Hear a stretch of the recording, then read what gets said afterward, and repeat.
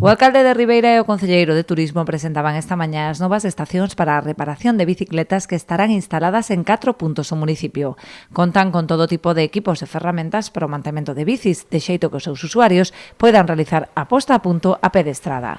Ademais desta emprazada no Parque Biosaudable de Artes, instalaránse outras 3 en puntos estratégicos de paso habitual de ciclistas, como son a Oficina de Turismo de Xarás, o Carril Bici do Paseo de Coroso e a Rúa Norte en Palmeira. O obxectivo do Concello é ofrecer novos servizos que fomenten a práctica deportiva e o uso da bicicleta como medio de transporte alternativo. Esta medida que poñemos en marcha tende a mellorar a infraestructura viaria que temos destinada para o uso de bicicletas e tamén pretendemos reforzar o seu uso por parte da poboación.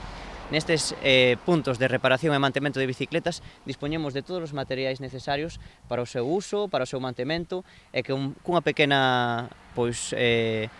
pequeno momento vamos a poder darlle un mantemento adecuado a todas as bicicletas que temos no municipio.